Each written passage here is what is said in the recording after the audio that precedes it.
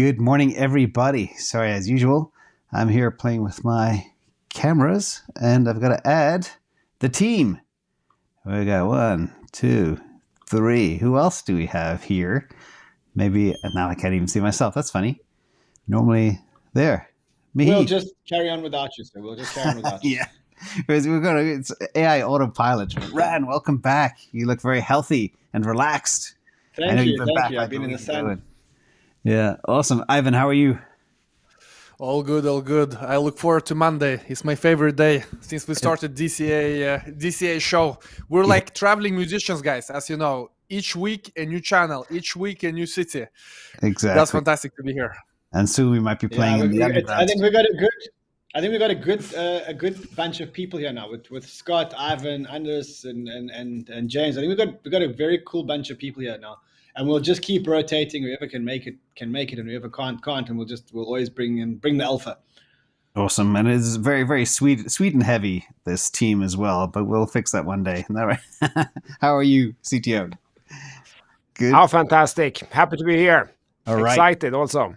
So first of all, let's just jump in and go through a little bit of homework first. This is about crypto money flow and a ton of other issues that you need to know. Anything anybody says here is not financial advice; it's edutainment. And do not forget to subscribe to these channels, okay? Everybody needs to know. The links are below. Just click it, subscribe to mine, and hit the likes too. Much appreciated for all the effort we bring to you all. So let's just jump in. We know everybody's good, everybody's happy. James, before we jump in, I want to show something that's very important. Very important show. On the weekend, you did a show about the mindset. I don't remember what you called the show about the mindset. I think it's very important that everybody goes to watch that show. I think that's been the best show you've done since I started watching it. That show on, I think it was Friday night or Saturday night. I don't remember which night I listened to it on my time.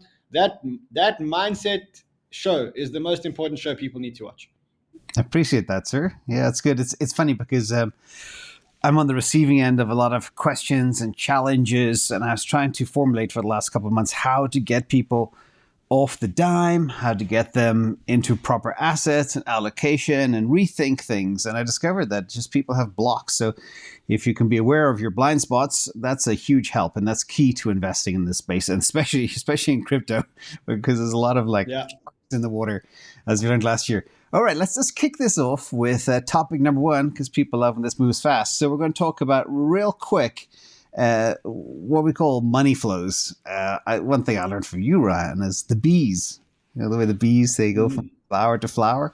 Well, in this case, the bees are, we saw the big mothership, Bitcoin, huge amount of dominance. We knew it was going to tap out at 48. It always does. In fact, it hasn't been above 50 for over 2 years. But then the move to Ethereum, which surprised everybody. People thought Ethereum would tank after Shapella. That didn't happen. In fact, it got stronger, which took a lot of people by surprise. Then, yesterday, we saw the altcoin buzz happen and the meme coin buzz. So, what do you think with all of this? If I can share my screen, I want to show you 2 things. So the first thing is we had a pullback on Bitcoin, which wasn't an unexpected pullback. If you were watching this weekend on Twitter, it couldn't have been an easier play in the world.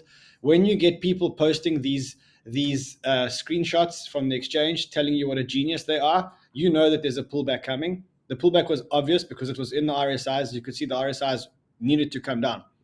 But the interesting thing that happened with this pullback is you had Bitcoin pullback, and for I think the first time since this run up, you had the dominance actually go down on the Bitcoin pullback.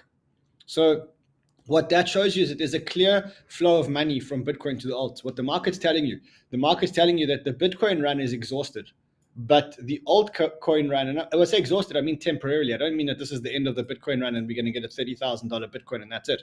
I mean, for now, when you look at Bitcoin and you look at Bitcoin since the beginning of the year, and you say, okay, Bitcoin since the beginning of the year, which is here, hold on, somewhere here, there we go, exactly there, is up 78%, 77%.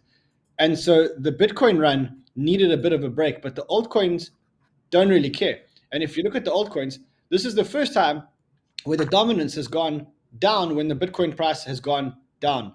And I think the thing for me is that if you've been following some of the big accounts, and I've taken Benjamin Khan on many times recently and said to him, I think that his thesis around Bitcoin dominance is wrong, and that I think that this cycle is going to be the same as every other cycle, and it's playing out exactly as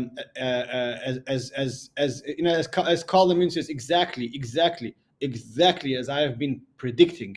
And I just wonder if you just show the screen again. If you look at the dominance is since May 2021. Dominance is since Luna. Dominance has had this thing about going up to 47-48%, pretending that it's going to break out and then coming straight back down again. And this time is no different. And it's not coincidental that it coincided with ETH, Shapella, or whatever you called it, Shanghai, and what's called Shapella or something like that. It's Capella and Shapella. Yeah, Shapella. There we go. ETH Shapella. Awesome. So that's what I think. I think that we're definitely in a new cycle, and I think that altcoins are going to start running in the cycle. You saw it. You see tokens like DYDX, Arbitrum, even Solana. Even Solana stayed above or very close to $25 when this Bitcoin pullback happened, which is very, very, very uncharacteristic of for this specific run. It's interesting, actually. If you look at the Sol Bitcoin chart, it's been on fire, I think, even just over the past month or so. And year to date, it's up 50%. Yesterday, it was up 8%. It was a big move. Ivan, I see you nodding your head over there. What say you, sir? We need one thing, guys. We need that XRP Court Signal. Is it so that XRP wins the lawsuit? Or at least we get more indications that they're going to win, is going to be the biggest altcoin move of them all. Because that's the biggest uncertainty right now, this whole regulatory aspect. As we've seen, SEC just 15 minutes before the stream now attacked Bittrex. Yep. They're going wild in this industry. But if it is that XRP wins the lawsuit, Ripple wins the lawsuit, now suddenly SEC will have such a setback. And that will remove so much uncertainty from this market. Suddenly, all of these altcoins that now have this threat hanging over them can fly high. In terms of Bitcoin dominance in the short term, let's see if it really rejects here. But if Bitcoin dumps, let's say to 27, 20, 28, 27, 26, which it may do just to recover, and it would still be within the parabola. It can still dump back just to pull back from the insane rise we've had during the past weeks. It will still be in the parabola. I don't know if altcoins will continue to pump. I do expect the market cool off a bit, but obviously we're all conditions here. I would love for Benjamin comment not to be right. I'm following your debate run on Twitter with the bet. Benjamin still hasn't taken the bet as far as I've seen. I would love for that scenario to play out correctly. There's a big difference between, anyone can sit on the sidelines and call it. I think he's wrong, and I'm willing to put my money where my mouth is.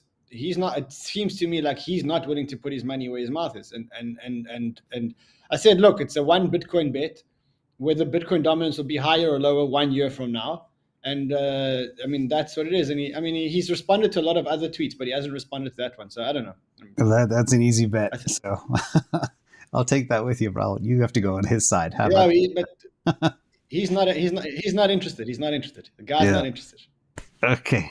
CTO, what's your take on all of this? And if what Ivan said and Bitcoin does dump, say sub 28K, won't that cause all the people on the sideline to eventually jump in, and then it'll inflate it quickly as well?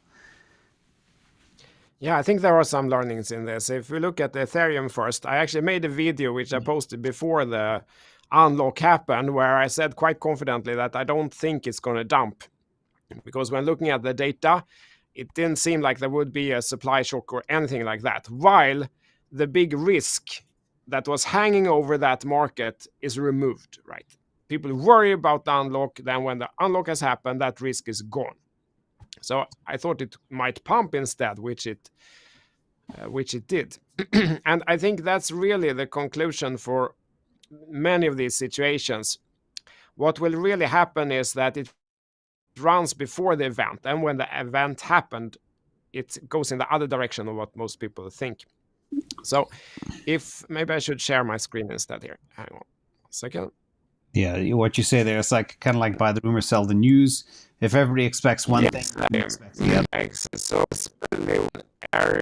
was such draw up here, and it would Hold on. Somebody's audio is off. Is it just me or is it? No, I think it's CTO. I think your audio is a bit funny. There you are. Yeah, it's like you've become a robot. I think he needs to log off and log on. Yeah, log off, log on. I'm gonna. There he is. Hopefully back. Let me see. And we have on screen. But sorry, because he logged off. I'm gonna kill this one. I always knew that CTO he's so smart. He's got to be an AI. So now we see his true colors. His mask has fallen off. Is it the same? Otherwise, I'll change. Someone says it sounds like Ben now. Someone says in the Olaf van Winden says in the chat. He says you sound like Ben now. Is it better, or should I change microphone? Much better. It's better. Perfect. It works. Some software issue. All right, let me share again. So, sorry. Whenever you share, it kills your audio. That's the problem. Just have a conflict happening with your stream. Sorry about that. Okay, even if I stop sharing now, it's the same issue? No, it's perfect now. Once you share, your voice goes. Okay. All anyway. right, we skip the sharing. I just instead. Talk us through. What happens now then is that Bitcoin moved up to a key resistance area, 30,300. That's like a key level back from 2021. Everyone see it. And it moved up there, and the rejection is kind of expected. It doesn't really mean anything. Perhaps we retrace a little bit, could go down to 25,000, which is a key support. Who knows? If we do, I'm going to buy more there, because then we move up perhaps from that support level. So, but you asked before, will all the people sidelined, will they jump on then? I don't think so. Most people won't, right? They're not playing the mindset or the psychology right. They will see it instead that, okay, look here, we were right. The run is over. It has topped out.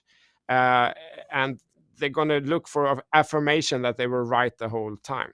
And I think that's really the challenge. And it's really a mindset game. And it's really important to have your own analysis and kind of come with some own conclusions. Otherwise, most people will go wrong. They will go wrong this time, next time, and all the times after that. So no, I don't think so. I don't think most people will jump on. They will miss it. Okay. Awesome. And I don't think anything fundamentally has changed because we topped up at this point. And I think also speaking of the Bitcoin dominance, it was kind of an expected turn here.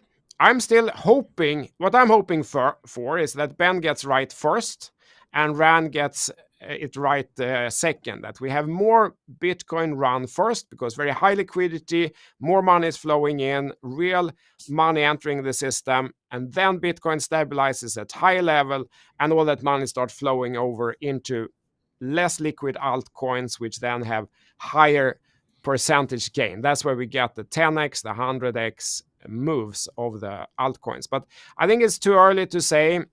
Now I think it seems like we did get a rejection on the Bitcoin dominance. It's looking good for alts here. I think they will gain a little on Bitcoin, and then perhaps Bitcoin has another leg up. Yeah. I hope so. There was one thing that was kind of popping around on Twitter over the weekend, and a lot of people believe that, and this ties into something I've been talking about for years, and it ties into dominance and everything else, but scarcity and supply crunch. A lot of people were buzzing on Twitter that perhaps, super hopium, super bullish, maybe Bitcoin could make an all-time high, new all-time high in 2023, which means going above 70K. And given the adoption and everything else that's going on and the scarcity, and after all of the PTSD we've had, does anybody here believe that's even possible? Because it's... Wait until the Mt. wait until the Mt. Gox coins start to hit the market. Wait until the US government starts selling its 40,000 Bitcoin. I think for 2023, in the absence of fundamental news around another bank collapse or more banking collapses or government doing stupid things, which is of course possible, I don't think that this is the year for an all-time high. I think we could get close to 50,000, but I don't think we get close to an all-time high. But I'm interested to hear what you guys have to say. I prepared. I won't share the chart, but looking at the previous runs, I think the all-time high will come in early 2024, not this year. But who knows what could happen? But that's my bet. In first half of 2024, we get the all-time high, and I think it will run substantially above the previous all-time high into 100K, 200K. That's my guess. Yeah, because we've seen interesting things happen. You know, we spoke about treasuries last year early, expecting a lot more treasuries to happen. That didn't come to fruition. And lucky for the treasuries, it didn't. But what has happened this year is you got the Bank of America's and National Bank of Canada's and a whole bunch of other players jumping in. So, Ivan, I think you want to share this chart? Well, There's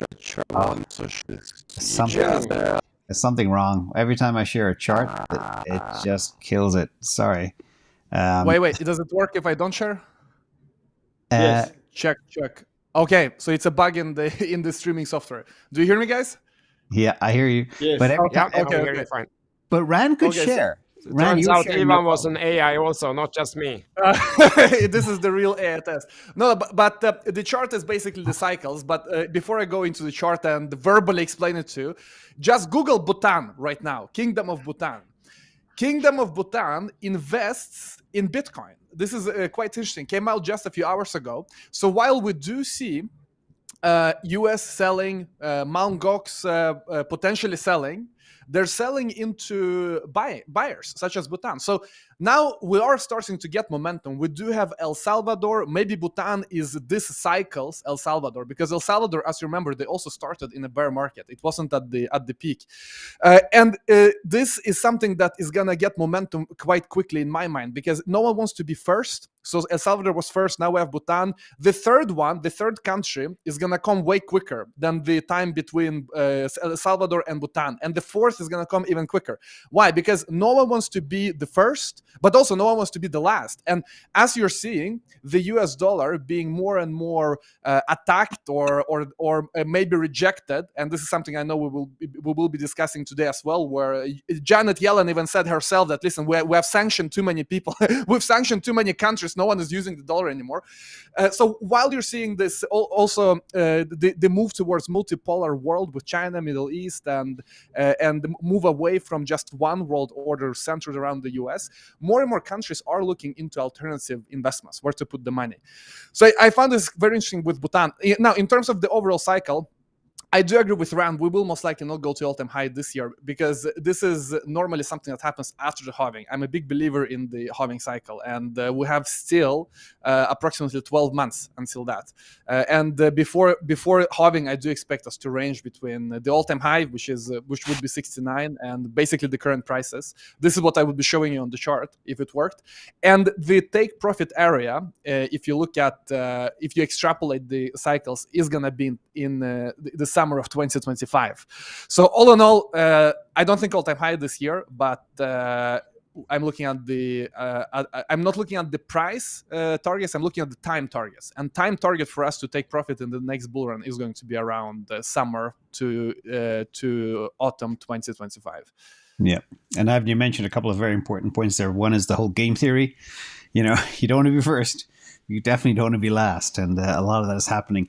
You also did mention the Yellen thing, which is also quite interesting. There's been a lot of talk about kind of hegemony, and that's kind of the last item I have on the agenda. We'll bounce around because we're flexible. But if we look at this here, this is the Janet Yellen on liquidity. If those didn't hear about it over the weekend, she said, where's the effect of US could be in a problem because they've imposed so many economic sanctions on places like Russia and other countries, and that could put the dollar at risk. And she expressed concerns using financial sanctions linked to the dollar's role could gradually undermine its hegemony. Now, it's funny for the Secretary of the Treasury to use that term hegemony. That basically means we have you over a barrel. So I was like, whoa, what happened? She also said, she spoke about liquidity too, that, the Fed doesn't need to jack rates anymore because the banks stopped lending. And the bank stopped lending about 12 weeks ago. It's not just Sunday they stopped lending. The liquidity is gone. Even if you're General Motors and you're looking to raise $1 billion, you can't get it unless you're paying about 18% interest. So it's insane right now. So anybody want to shine on that? Basically, the combo of, and I know everybody is probably tired of hearing about US Treasury and Fed and all that type of stuff, but it impacts the rest of the world. And it all goes back to the dollar, and what happens to the dollar impacts Bitcoin. That's why we care. Who wants to jump in on this one? I feel it's great that suddenly they feel the competition, right? If you're in a situation where you feel you have monopoly, you don't need to try. You can impose whatever policies you like. Everyone just has to follow.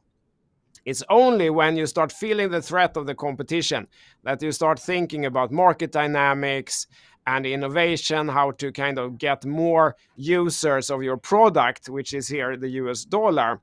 And now suddenly, for the first time, I think in their lifetime, they feel the threat from the other gang then with China, Russia, parts of Asia, and perhaps part of Africa as well.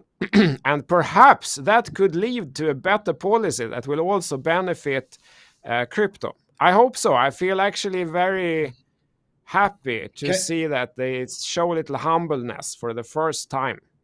Yep. Ren. Can you share my screen for a second? I can. I think it is shared. There we go. I mean, if I can just play this for you guys. I think this is a video we played on our stream earlier today with the interview with the big orange man.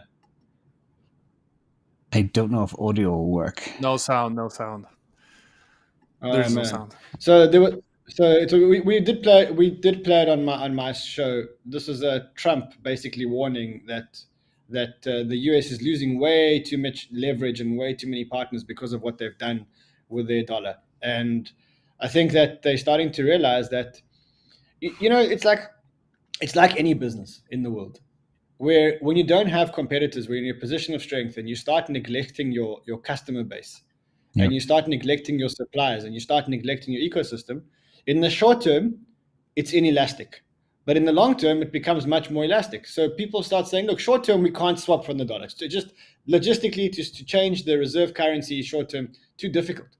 But in the long term, the minute that there is an opportunity, people start to leave. And when they start to leave, it gets this kind of network effect. So yeah, that's what I think is going. Just quickly, I see some news just broke while we were live, and that is that Grayscale are launching a Solana trust, which is probably why Solana was holding up so well. So Grayscale now offering retail investors through GSOL. It's called GSOL, like GBTC. Well, that's explains a lot of the strength over the weekend as well.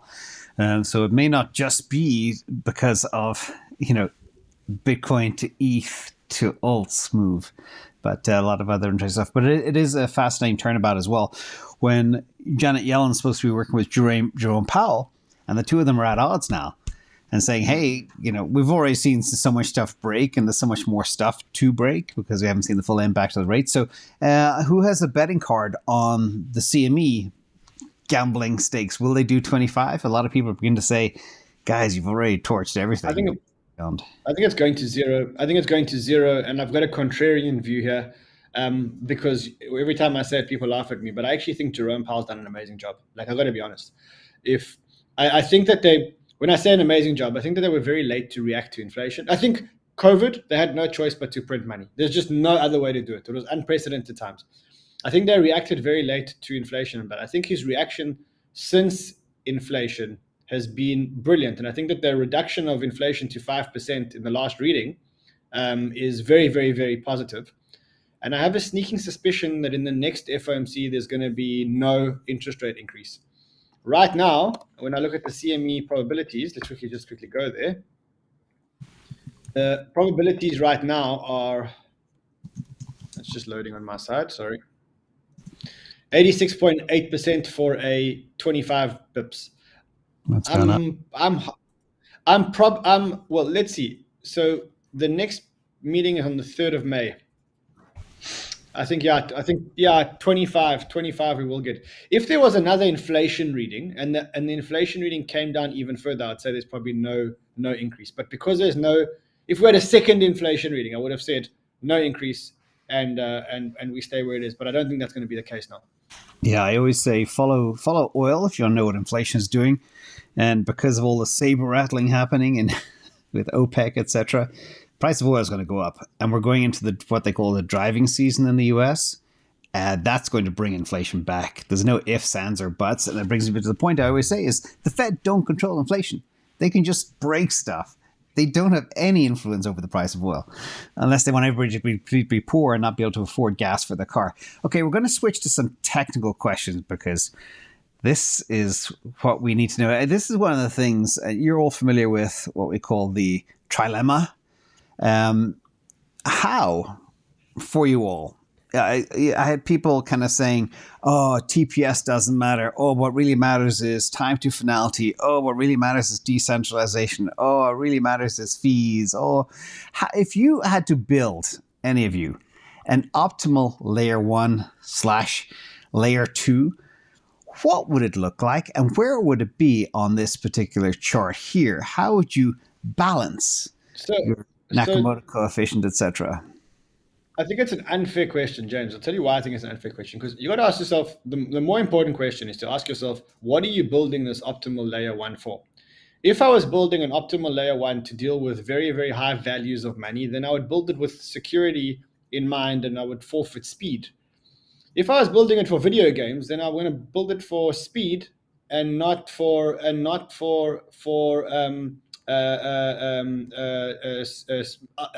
maximum safety.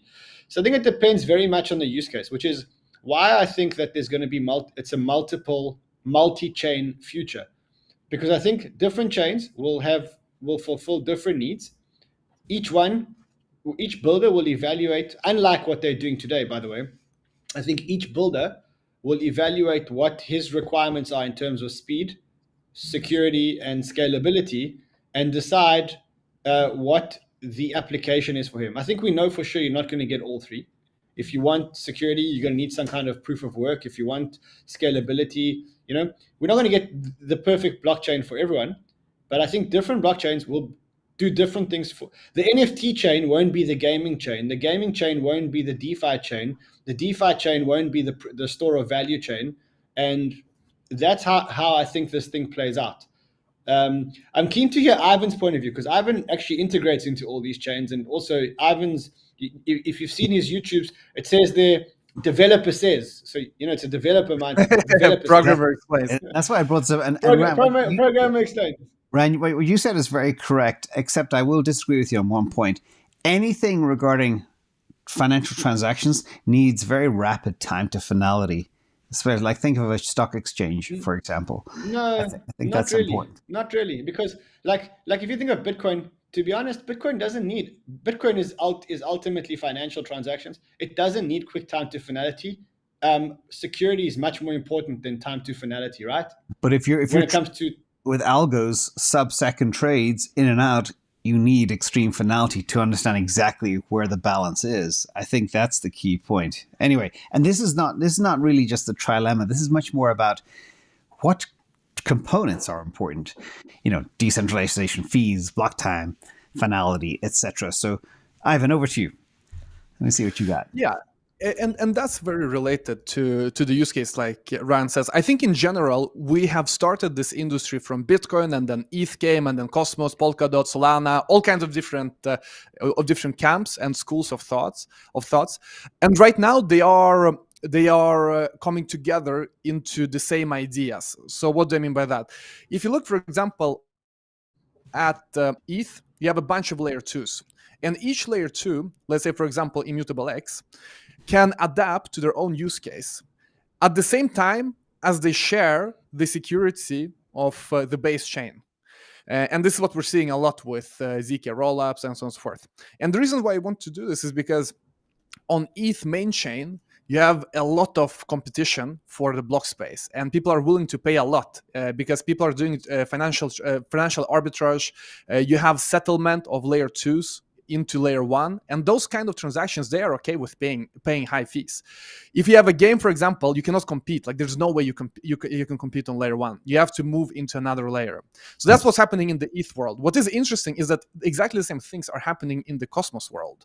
If you go to Cosmos, you look at different chains there. Osmosis, for example, is the chain for the NFT marketplace. You have DYDX using Starkware technology, building their whole derivative exchange fully on their own chain. So there's this whole notion of app chains becoming big, which I think at the end of the day will dominate. Now, I don't know when, whether it's going to be in 10 years or shorter, but the idea of the app chain is basically that each app has its own requirements.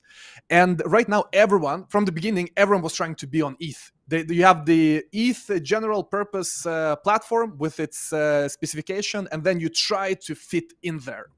And now you have a move to layer 2. A lot of them are general purpose as well. For example, what we're seeing with Optimism, Arbitrum, ZK Sync, and so forth. And you still gotta fit yourself in there. It's still, now it's a bit more specific because they're faster. They can be for games and so on and so forth. But still, you gotta fit into the mold. But what you are already seeing, for example, with Arbitrum, there's Arbitrum Nova, which is specifically for games. And now it's not only layer 2. Now it's layer 2 specifically for games. Or what you're seeing with Immutable X. The next step after that is that it becomes app specific, like for example what you're seeing with DYDX. So it wouldn't surprise me that in the near future we do see, for example, Uniswap also doing a chain themselves, so they can adapt it to their exact use case. Like you say, James, in some use cases you need the finality extremely quickly. In some use cases, not. In some use cases, you're okay with high fees, and some not. So the trend, I think, is towards app chains. And exactly when it will be, it is difficult to say, but the trend is in that direction. Due to that, you cannot compete with fees for different use cases, and you cannot fit everything into the same mold.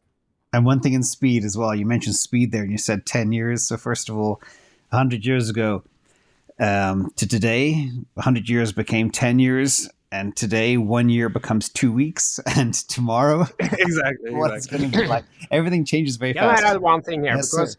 I've actually had this exact conversation like a decade ago, or maybe even more than that, for telecom, where we had kind of the exact same idea.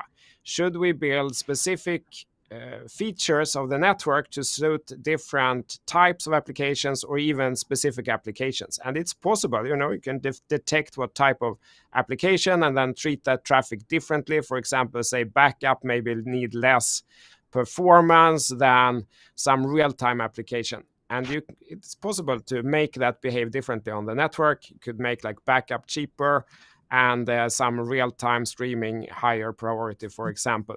And a lot of companies went very far in that direction. In the end, the world doesn't really look like that today. We just put all our applications on the same network, be it fixed networks or mobile networks, and we just hope for the best. And usually it works. And even today, when we had this issue, first I thought maybe it was a network issue, but turned out it wasn't. It's some software issue, because Ivan and me had the same issue with the audio. So while that makes sense in the beginning, when there are these enormous constraints, like both of you said, or all of you said, it's just not possible to write a game that can perform on Ethereum layer 1 because the fees go out of the window. You have to do something else. But I think in the long run, we're not going to end up in that world. So I disagree a little bit here. I think that in the long run, we will get a general purpose chain that is kind of good enough for pretty much everything. I think exactly like fixed networks, exactly like mobile networks, I think that's where we will end up, but it's some distance away. Yeah, so what I was trying to pry from you guys is, how do you identify the optimal balance of all of these factors for a chain that can do most things? Because one of the examples per the video Rand mentioned on Saturday, I spoke about the car industry. 100 years ago, there was 2,000 car makers in the US. Now there's 3. And I believe blockchains are kind of like an analog for that. There's no room for 28 layer 1s. There simply isn't. There'll be 3, I believe. and there'll be layers on top of layer ones that will handle specific use cases. But if you were to find one, how would you dial in that balance between fees and finality and security, etc.? Is there an optimal, or do we just throw darts?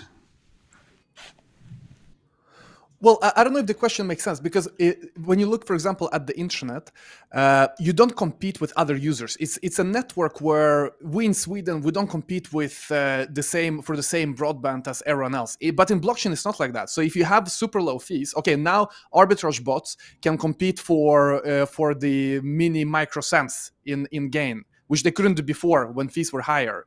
So there is an endless demand for block space in these financial networks, due to the fact that if there is some more block space to be gained, I can do more arbitrage. I can do more. I can throw in more stuff because there's always some money to be made on the blockchain. So the way I would design it is that it's not really about fees. It's about how easy it is to plug in another layer where you can have different parameters for another use case, where it's more interesting, let's say, for gaming, but not for this, arbitrage, and not for settling big transactions with high security. So that is what I would go for. And there it's more about how the cryptography works. Is it easy to share security, and so on and so forth. But yeah, I would love to hear your guys' thoughts around this, and especially this thought around that, okay, you have a massive network with low fees. Don't you think that it's gonna get all the block space is gonna get consumed anyway? Because the more you scale, the more people gonna do transactions and arbitrage. And now instead of doing arbitrage where I can get $10, I will do arbitrage where I can get $0.0001 because the fees are so low. Yeah, well, that's the interesting point as well, and that you're falling into the whole decentralized physical infrastructure network type story, the DPIN story. Do you guys believe in that, or do you believe those chains that offer this infrastructure will get completely clogged up, or can they scale for it? CTO. I mean, I think there has to be a cost component, right? It has to cost something. If it was completely free, it wouldn't work. But as long as it costs, I think it will find a balance. If I have to answer, in this current regulatory environment, what I would prioritize is that, number one, it's not centralized. So there is not one person or like two entities that you can go after. And if you shut down those two entities, it's gone. That would be number one. But then I'm a big fan of cost. I feel that cost competitiveness is more important than many people realize. And of course, it has to work. It has to be secure. It can't be that you can attack it and you don't have a blockchain. So that's like a hygiene factor. But yeah, I would go for some sort of real decentralization, if you call that the Nakamoto Coefficient or some other elements. But there must be none that Gary Gensler can go and sue, and if he's successful, it's over. That cannot be part of a layer one design. Second, I would go for cost. Yeah, very good. And that takes you back to telco. Speaking of telco, we're going to one more quick question on this one, and this is it goes back to kind of mobile and crypto. Solana Saga, it's confusing a lot of people. A lot of people are buying the phone. People are crazy. CTO, you're a telco guy. 15 years ago, mobile was everything. Everything had to be built around mobile. That was the whole experience. That's what people do every day with their little phones and stuff like that. Do you think this is significant? Do you think other blockchains will jump on this bandwagon, or is it going to be unique to Solana? But the integration of, I think, wallet to mobile will drive a lot of engagement. It has rockstar security. Where do you see this? Yes, I've thought a lot about this, and I do have insight to offer. The mobile industry is still big. The yearly sales on the mobile services industry is in the range of $2 trillion. Oh. As comparison, Google sells for 200 billion. As comparison. So mobile is a very big industry also today, even if looking at only the services revenue. And what does this mean? What does it even make sense to go and build a phone? It seems like it's a crazy thing to do. How could you go and compete with Apple or someone like that? But I love this. I love this for a very specific reason. I worked in Ericsson before. We had cooperation. I worked on the network side, but we had like a mobile division and we had cooperation with Sony. And it's not that Sony doesn't know consumer electronics. They're very good in consumer electronics. In Ericsson, we invented the term smartphone. And together with Sony, we tried to build a smartphone that was good enough, that people would actually use. But collectively, we couldn't. The smartphone we came out with, it just wasn't good enough. It was only like freaky tech people like us here. Maybe we got one, but not many other people. It was only when Apple came and made a smartphone that it was good enough. That was the time when mobile data really started taking off for real. And today, bizarrely then, I think Apple and Google and Samsung and all that, they are like the Ericsson and Sony Ericsson at that time. They can't do it. They're probably trying to think about how they could be relevant in Web 3, right? Because Web 2 and then comes Web 3, it seems kind of important. They're probably thinking about it. I don't think they can do it.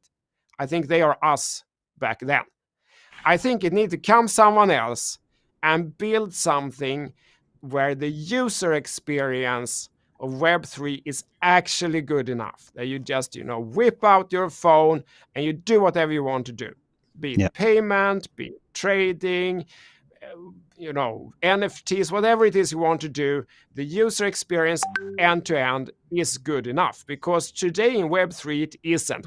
None of us going to recommend our, mother or grandmother to put their pension into MetaMask on the Chrome browser extension. We're not going to do that because the user experience just isn't there. No one has built something good enough. And I'm hoping that this initiative, the guy that they have that's built the OEM, he did the iPad Pro, right? So these are not some beginners. These are real people that have done great things before.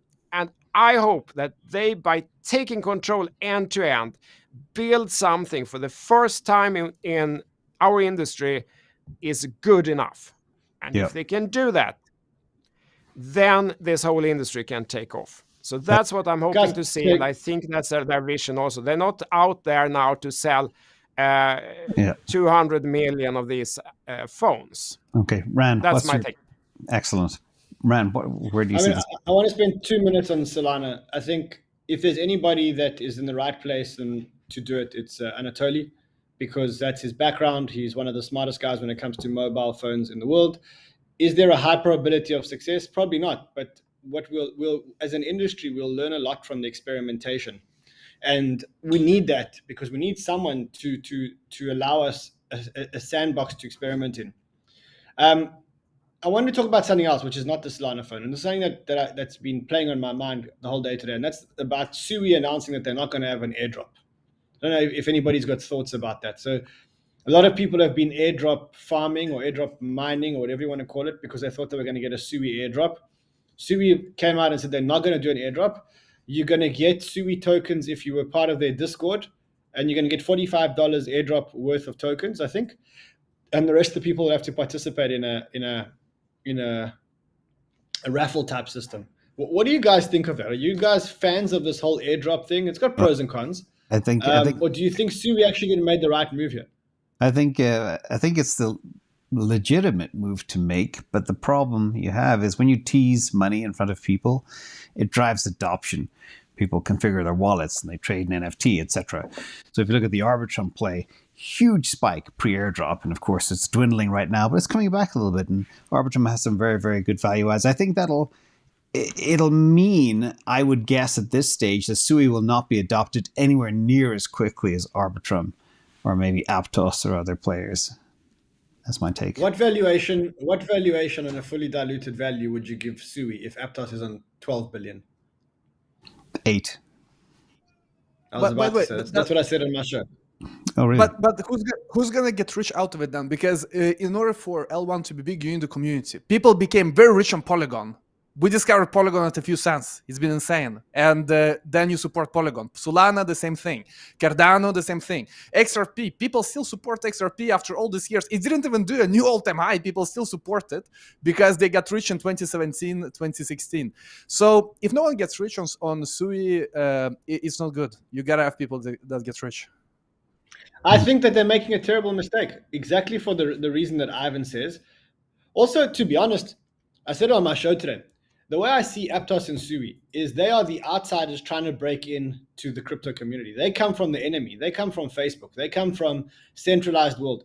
From a cultural point of view, they're very much a centralized culture. If you look at Aptos, I mean, is there an Aptos community? Have you ever seen Aptos, like people being loyal to Aptos? No, because they're coming from the old corporate world, the Facebook world. Now, maybe they're very smart, but culturally, they've come from a different culture. And now they're trying to break into the crypto culture. And I think that they don't really know what they're doing. I think that this move was exactly that. They don't know what they're doing. They don't know what works. It's almost like we know, we've been around. Ivan says it.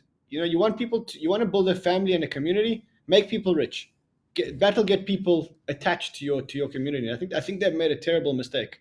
Yep, totally agree. CTO, any comments on that one? Yeah, I also think that you need to have a community to compete in the layer one space. And the community here means people who want to get rich on the token. Yeah, the Pepe community could be bigger than the SUI community. Imagine that. Yeah, Pepe, what they should do now is to do EVM. Then this is a real L1. They could go somewhere with that EVM if they wanted to.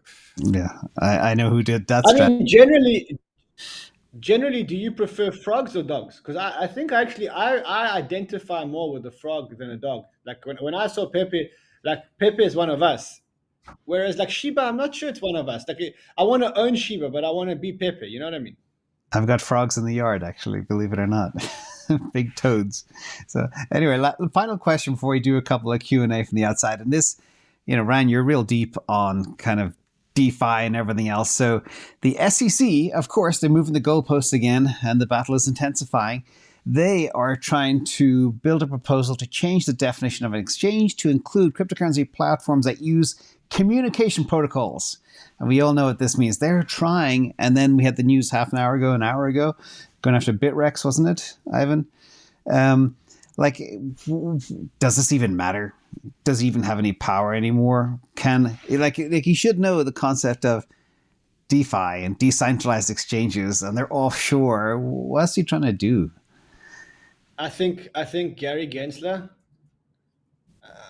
I think his time has come. I think it's time for him to go. I think it was. Thanks for coming. It's time that he goes. Please close the door after you leave, because I think he not only has he destroyed more value for US investors than any other chairman of the SEC in the name of it. Not only has he been later to protect investors than any other SEC chairman, but I think that he's been the most unpopular SEC chair that we've seen, certainly since I've been following the SEC. Oh yeah. And I think it's time. I think it's time for him to go. Yeah, I agree. But changing that definition is it's very difficult to understand. I mean, something like a DEX, right, which is completely transparent, 100% transparent. Anyone in the whole world can go in on the internet and see exactly what is happening, because there is actually no person sitting there behind the scenes and moving money from right to left. It's like a software program which is public on the internet. And then if you try to shut down that, while you missed all the centralized exchanges that ended up actually screwing over people. There's so many, we can even lost count how many it's been now. And they missed all of them. Yeah. And then they go after the one that is actually transparent, that is actually offering investor protection. That doesn't make any sense. If your objective actually is investor protection, how is that investor protection?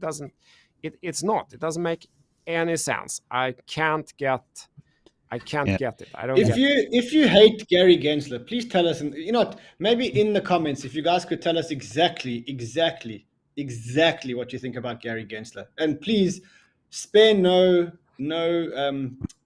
words in describing your real feelings towards him, please. We have filters on. They might be deleted to protect from scammers, and we only have the one that gets removed from the filter the most is the winner. Excellent. Well, thank you guys. This is great. Hit the likes, everybody. These guys are sacrificing their time to help you all get ahead there. We'll do a few very quick questions for the audience, and then that's a wrap. The other team here, or it's very late their time. They've already had a big day. So any quick questions from the audience, or did anybody see something? We got some good comments there as well. But guys, while we're waiting for the first question, regarding this DEX redefinition of what an exchange is, what will happen is that instead of going to a website, we're going to download an executable from GitHub, because then it's just open source code that anyone can download. No one is hosting it, because that's a big problem now. If you are Uniswap or 1inch or any other DeFi, you are under threat because you're hosting the venue, like they said. But if everyone just downloads an executable from GitHub, runs their own local version of it, that's the future of DeFi. If this continues in this direction, so we do have a solution. Yeah, there was one question I did see earlier, and it was regarding ordinals taking up all the block space in Bitcoin. Is that a threat? Well, they are paying the transaction fee. So I'm pro Andreas Antonopoulos' definition. What is Bitcoin spam? There is no spam. If they pay transaction fee, they are part of Bitcoin protocol. So there's no danger there. Where is Andreas Antonopoulos? I mean, I saw him in 2017 and 2018 and 2019, and it just feels like he's disappeared, right? I mean, he was such a fundamental part of launching, like, Bitcoin. Yeah, and I learned most of my initial knowledge from Andreas. I think that it's just the community, the maxis turned on him when he started to write about Ethereum. But I believe that he's posting on his YouTube. Yeah, he's doing that. So go follow Antonop on YouTube. He's doing videos still. He's really good. Quick question as well that just popped in. One was regarding Graph GRT. I've liked that since November last year. Actually, Ran and I have it on our portfolios. Ran, we need to revisit those portfolios from, I think, December 12th or something. Let's see. I have them. I have our portfolios. I'll in our next show, James, we should get together and just do a quick build a portfolio show and just see if we make any changes. I think it's a good time to do it. Yeah, definitely. And then another question regarding Algorand. Algorand does not score well on our SCP profiler. You guys have any affinity towards Algorand right now?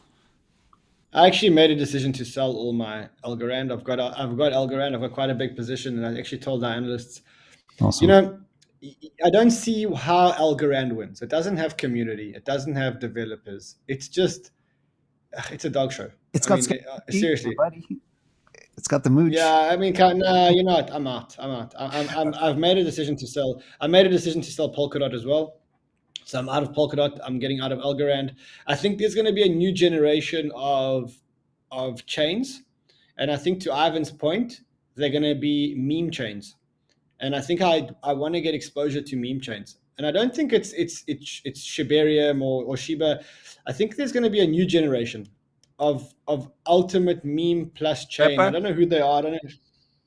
Yeah, Pepe, but Pepe's 3 days old. Let's give it a few more hours. Days, on the fifth day, they do the EV. It's like the Bible. On the fifth day, on the first day, you do the meme. Second day, you launch. Third day, you do EVM. Fantastic. 7th day, you exit scam. Not really. Let's hope not. There was another question regarding Chainlink. Chainlink normally does very well in a bear market. It didn't in this bear market. For some reason, it's just not really moving. Is that just because it's what I call a data management play? Oracle stuff just isn't sexy, or just no money capture? What are your guys' take on Chainlink? Would you hold? Do you hold? Would you buy?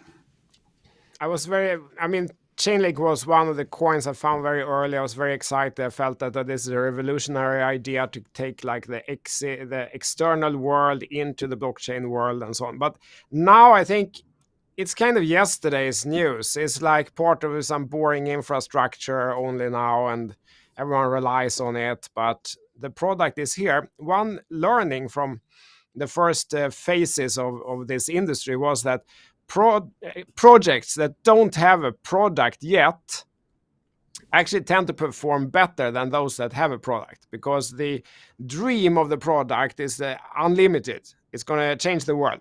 Then when the product is here, even when it works and it's good, it's fulfilling exactly what they promised to do, it's like, oh, but this is just was it just that? I thought it would also take us to Mars or something.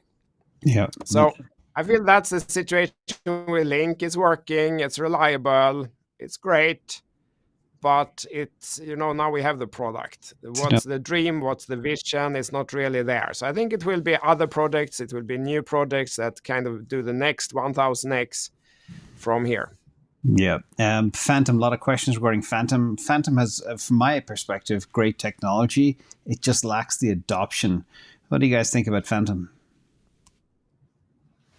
Well, the chart is recovering from the bear market, but I would love to hear more from you, James, about the exact tech that Phantom has, because the way I've interacted with it this far, anyway, it's EVM, and the exact differences I'm not too well versed in.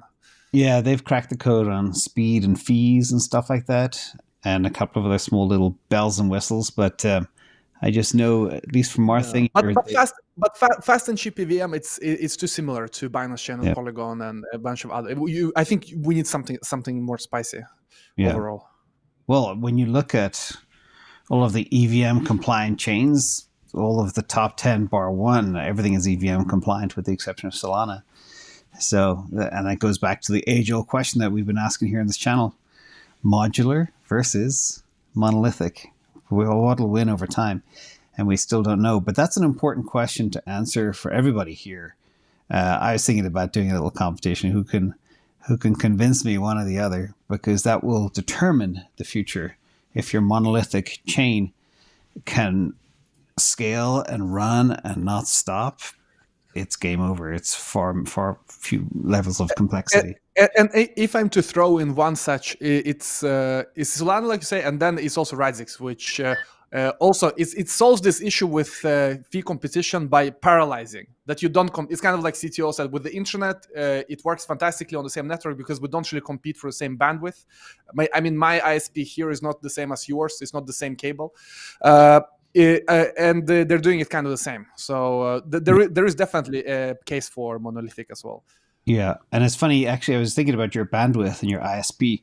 There's obviously some type of block or filter that's affecting you able to share graphics. So Swedish ISPs are weird. One thing probably, I see as well, there's somebody keeps talking about this one name beginning with L over and over and over and over and over and over again. When you see something that's repetitively pumped like that, you know it's terrible. And the tokenomics are just god-awful for that. Of the top 500 cryptos, it's in the bottom 20%. So that is, you can probably see the name yourselves. I don't want to call it out because obviously it's being pumped, but it's all owned by a couple of whales and they're just looking to dump on retail. So any final thoughts, you guys? There's Luxo. That's the one. Yeah, Luxo is just awful. Do you guys have any perspective on that? I mean, my experience is that by the time you see something on social media, when it comes up everywhere on your Twitter feed and everything, that's not really the time to buy. That's at the end of the cycle often. Almost all the ones that I have discovered early has been through some other means. It's not really when it's, all over social media. That's my only take on that. Almost every time. Of course, there are exceptions, but almost every time when someone writes in and say, have you checked this great project? It's kind of at the end of the cycle. They're sitting with a bag and they're hoping someone will start, shilling it so it goes up so they can sell. Yeah. One thing is pumping right now is USD shorts for Bitcoin, up 31%. So people are beginning to try and hedge their bets. So interesting times. Any final thoughts from the team? That's a wrap. We're gone an hour now. See you next week. That's Actually, a wrap, I won't guys. see you next week. I'll see you the week after. Okay, you're off again. So then 2 weeks from now, we'll be on Banter's channel. Okay? So Ran, I'll put that in the Perfect. calendar. Next week, I think CTO around yours. I think it's my channel, right? Next week. Yeah. Okay, let's make that happen. Thank you, everybody, for being here. We got nearly 2,000 people watching, only 699 likes. So, I appreciate likes to get the word out. And please subscribe to these guys. They are brilliant, and they've got extreme depth of knowledge, and they're connected to everybody, especially Ran. Anybody you don't know in the crypto space? Because that's important. It's not what you know, it's who you know, everybody. So, thank you. Cool, guys. See you. Have a good week. Perfect, guys. Bye. Bye-bye. Thank you. Bye.